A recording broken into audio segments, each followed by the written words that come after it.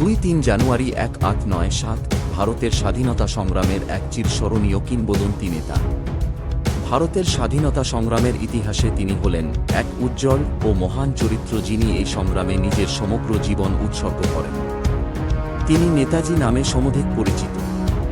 সুভাষচন্দ্র পরপর 2 বার ভারতীয় জাতীয় কংগ্রেসের সভাপতি নির্বাচিত হয়েছিলেন, কিন্তু গান্ধীর সঙ্গে আদর্শগত সংঘাত, কংগ্রেসের বৈদেশিক ও আভ্যন্তরীণ নীতির প্রকাশ্য সমালোচনা, টিকা 1-9 এবং বিরুদ্ধমত প্রকাশ করার জন্য তাকে পদত্যাগ করতে হয়।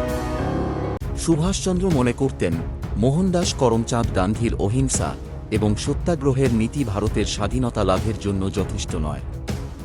এই কারণে তিনি সশস্ত্র সংগ্রামের পথ বেছে নিয়েছিলেন।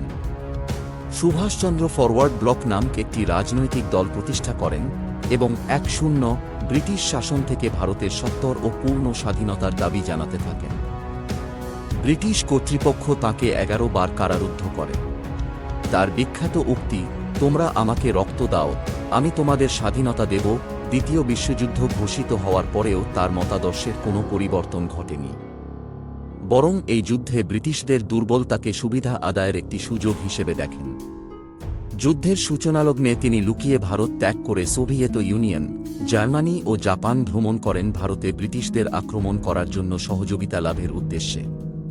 জাপানিদের সহযোগিতায় তিনি আজাদ হিন্দ ফৌজ পুনর্গঠন করেন এবং পরে তিনি নেতৃত্ব প্রদান করেন। এই বাহিনীর সৈনিকেরা ছিলেন মূলত ভারতীয় যুদ্ধবন্দী এবং ব্রিটিশ মালয়, সিঙ্গাপুর সহ দক্ষিণ এশিয়ার অন্যান্য অঞ্চলে কর্মরত মজুর।